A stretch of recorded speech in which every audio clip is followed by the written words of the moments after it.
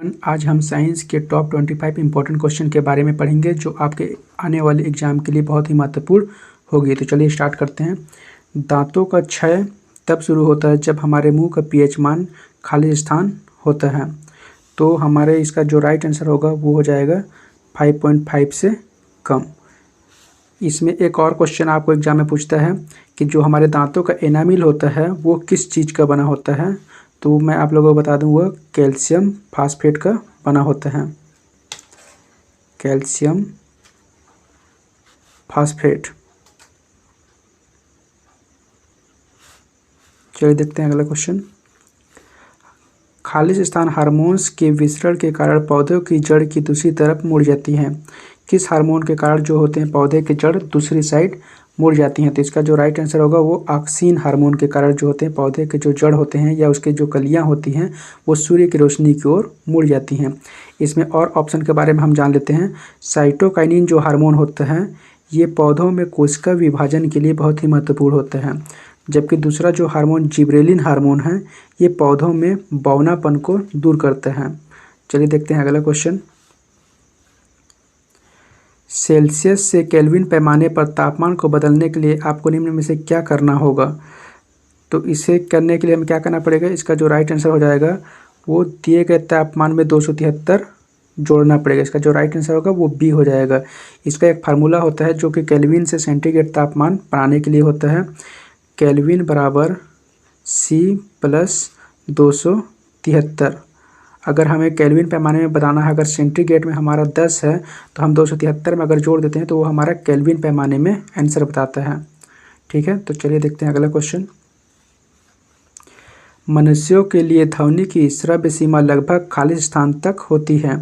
मनुष्यों के लिए जो श्रव्य सीमा होती है वह कहाँ तक होती है। तो इसका जो राइट आंसर होगा वो होगा C 20 हर्ट्ज से लेके 20,000 हर्ट्ज तक। इसमें मैं आप लोग को और बता दूं कि जो हर्ट्ज होता है वो उसकी जो इकाई होती है वो आवृत्ति होती है। आवृत्ति जिसे हम इंग्लिश में फ्रीक्वेंसी बोलते हैं। और इसमें दो चीज़ और क्वेश्चन ये भी पूछा जाता है कि अपश्रव्य ध्वनि क्या होती है। अपश्रव्य ध्वनि जो 20 हर्ट्ज से कम होती है उसे हम क्या बोलते हैं, अवश्रव्य ध्वनि बोलते हैं। जबकि 20 हर्ट्ज से 20,000 हर्ट्ज तक की जो ध्वनि की सीमा होती है उसे हम श्रव्य सीमा बोलते हैं। और 20,000 हर्ट्ज से जो ऊपर की ध्वनि होती है जिसे हम नहीं सुन सकते उसे हम क्या बोलते हैं, अवश्रव्य प्राश्रव्य ध्वनि सीमा कहते हैं। ध्वनि की जो सीमा होती है उसकी जो तरंग होती है वो होती है अनुदैर्ध्य तरंग, जबकि जो प्रकाश में होती है वो अनुप्रस्थ तरंग होती है। ठीक है, चलिए देखते हैं अगला क्वेश्चन। यांत्रिक ऊर्जा माइनस गतिज ऊर्जा बराबर क्या होगा। तो हमें पता होता है कि यांत्रिक ऊर्जा मैकेनिकल एनर्जी जो होता है बराबर होता है kinetic energy plus static energy. मतलब कि यांत्रिक ऊर्जा बराबर होता है स्थितिज ऊर्जा और गतिज ऊर्जा का योग होता है। तो हमारा दिया है यांत्रिक ऊर्जा माइनस गतिज ऊर्जा, तो हमारा क्या बच जाएगा, स्थितिज ऊर्जा। इसका जो राइट आंसर हो जाएगा वो क्या हो जाएगा, स्थितिज ऊर्जा। चलिए देख लेते हैं अगला क्वेश्चन। 1 किलोवाट हावर बराबर क्या होता है। तो इसका जो राइट आंसर होगा वो होगा 3.6 इंटू 10⁻6 जूल। 1 किलोवाट हावर बराबर क्या होता है, 3.6 इंटू 10⁻6 जूल। ये सभी क्वेश्चन बहुत बार एग्जाम में आए हुए हैं और बहुत रिपीट होते हैं, इसलिए इस क्वेश्चन सभी बहुत ही महत्वपूर्ण है। चलिए देखते हैं अगला क्वेश्चन। ओडोमीटर एक ऐसा उपकरण है जिसका उपयोग गाड़ियों में मापने के लिए किया जाता है। तो ओडोमीटर के द्वारा हम गाड़ियों की दूरी को मापा जाता है। तो इसका जो राइट आंसर होगा वो दूरी होगा। अगर इसमें हम गति को देखते हैं तो गति के लिए हम क्या करते हैं, स्पीडोमीटर का उपयोग करते हैं। किसका उपयोग करते हैं, स्पीडोमीटर का। ठीक है, चलिए देखते हैं अगला क्वेश्चन। 5.6 किलोवाट हावर बराबर क्या होगा। हमें पता है कि 1 किलोवाट हावर बराबर होता है 3.6 इंटू 10⁻6 जूल होता है। हमें पूछा है 5.6 वाट, तो हम क्या करेंगे 5.6 का गुणा कर देंगे इसमें 3.6 इंटू 10⁻6। जो हमारा राइट आंसर आ जाएगा वो क्या आ जाएगा, ए आ जाएगा 20.16 इंटू 10⁻6 जूल। ठीक है, चलिए देखते हैं अगला क्वेश्चन। कार्य करने की गति क्या कहलाती है। कार्य करने की गति शक्ति कहलाती है। कार्य करने की दर या गति क्या कहलाती है, शक्ति कहलाती है। जबकि कार्य करने की अगर क्षमता बोले, क्या बोले, क्षमता, तो उसे हम क्या बोलेंगे, कार्य करने की क्षमता जो होती है वो ऊर्जा कहलाती है। क्या कहलाती है? ऊर्जा कहलाती है। जबकि कार्य करने की गति क्या हो जाएगी? शक्ति हो जाएगी। ये गति होती है और ये क्षमता होती है। अगर हमसे क्वेश्चन पूछ ले कि कार्य करने की क्षमता क्या होती है तो वो ऊर्जा होती है, और कार्य करने की गति क्या होती है तो वो शक्ति होती है। चलिए देखते हैं अगला क्वेश्चन। किसने सर्वप्रथम पेस मेकर का आविष्कार किया था?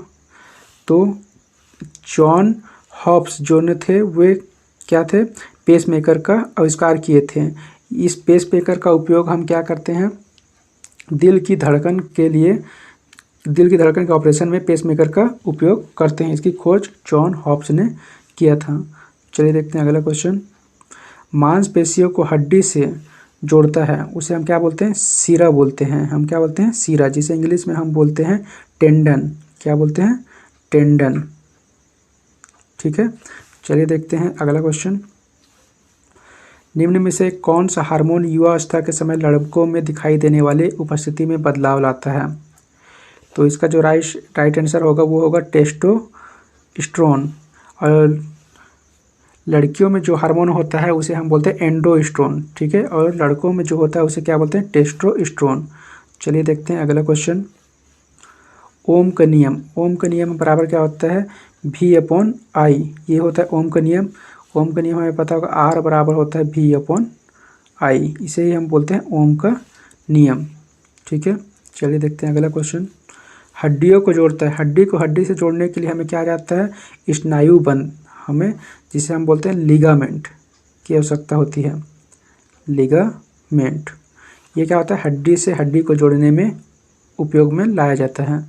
चलिए देखते हैं अगला क्वेश्चन। पोलियो वैक्सीन की खोज किसके द्वारा की गई थी? तो पोलियो वैक्सीन की खोज जोनास सॉल्व के द्वारा की गई थी। और पोलियो वैक्सीन जो होती है वो छोटे बच्चों को पिलाई जाती है। और हमारा जो भारत है उसे पोलियो से मुक्त घोषित कर दिया गया है। ठीक है, चलिए देखते हैं अगला क्वेश्चन। सोनार का पूरा नाम क्या है? तो सोनार का पूरा नाम होता है साउंड नेविगेशन एंड रेंजिंग। इसका उपयोग समुद्र में डूबी हुई वस्तुओं का पता लगाने के लिए किया जाता है। चलिए देखते हैं अगला क्वेश्चन। एक प्लास्टिक पेपर स्याही कैसे सोखता है? इसका जो राइट आंसर हो जाएगा वो हो जाएगा केशिका कैपिलरी की क्रिया द्वारा। इसका राइट आंसर होगा वो बी होगा। इसी के द्वारा क्या होता है कि प्लास्टिक पेपर स्याही सोखता है। या हम देखे होंगे कि चिमनी में जो तेल ऊपर की तरफ खिंचाव होता है वो किसके द्वारा होता है? कैपिलरी क्रियाविधि द्वारा होता है। अगला क्वेश्चन देखते हैं। घर्षण द्वारा किया गया कार्य होता है। घर्षण द्वारा जो कार्य होता है वो हमेशा ऋणात्मक होता है, क्योंकि वो घर्षण जो होता है वो बल के विपरीत लगता है, इसलिए इसका जो वो होगा वो क्या होगा? ऋणात्मक होगा। घर्षण बल कार्य करता है किसी भी बल के विपरीत दिशा में काम करता है, तो इसका जो राइट आंसर होगा वो बल की दिशा के विपरीत होगा। आंसर डी हो जाएगा। चलिए देखते हैं अगला क्वेश्चन। किसी वस्तु का पृथ्वी की सतह पर द्रव्यमान 60 किलोग्राम है तो चंद्रमा पर इसका द्रव्यमान कितना होगा? कोई भी वस्तु हो उसका द्रव्यमान कहीं भी अगर चला जाए तो उसका द्रव्यमान जो होता है कहीं भी चेंज नहीं होता है, चाहे वो पृथ्वी पे हो या फिर चंद्रमा पे हो या फिर मंगल पे हो।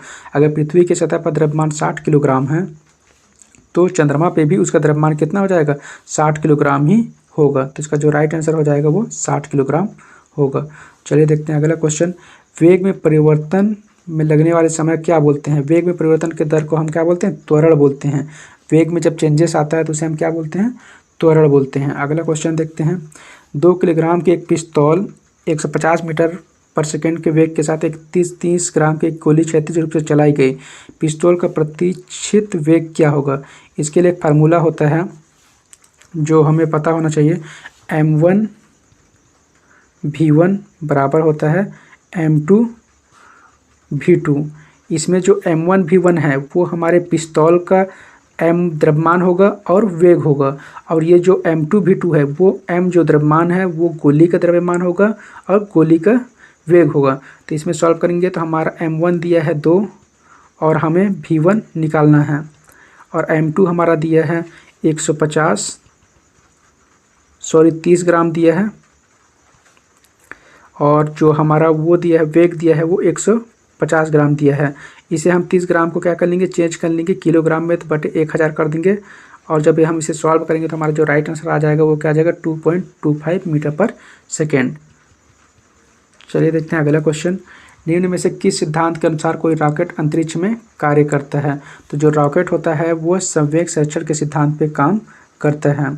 इसमें हमें एक क्वेश्चन और पूछते हैं कि जो रॉकेट होता है वो कौन से मतलब क्रिया कौन से बल द्वारा ऊपर की तरफ उड़ता है? तो वो न्यूटन की गति के तीसरा नियम के आधार पे ऊपर की तरफ उड़ता है। प्रत्येक क्रिया के प्रतिक्रिया बल लगता है। अगर हमें पूछे कि कौन से सिद्धांत पे काम करता है तो वह संवेग संरक्षण के सिद्धांत पे काम करता है। ठीक है, चलिए देखते हैं अगला क्वेश्चन। बल बराबर क्या होता है? तो बल हमारा F बराबर जो होता है, F बराबर होता है ma, मतलब द्रव्यमान गुणे त्वरण। इसका जो राइट आंसर हो जाएगा द्रव्यमान गुणे त्वरण हो जाएगा। अगला क्वेश्चन देखते हैं। यदि 25 किलोग्राम के द्रव्यमान वाली कोई वस्तु 8 मीटर पर सेकंड स्क्वायर के समान त्वरण के साथ गतिमान है तो वस्तु द्वारा लगाया गया बल क्या होगा? तो बल का फार्मूला क्या होता है? F = ma।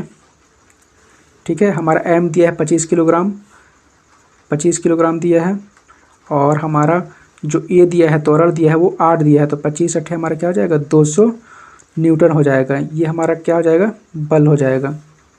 ठीक है, ये हमारे मोस्ट 25 इंपॉर्टेंट क्वेश्चन थे जो कि आपके आने वाले एग्जाम के लिए बहुत ही महत्वपूर्ण होंगे। ये हमारी पार्ट 1 थी। अब हम पार्ट 2 भी इसी तरह से लाएंगे जिसमें भी 25-25 क्वेश्चन की सीरीज होगी।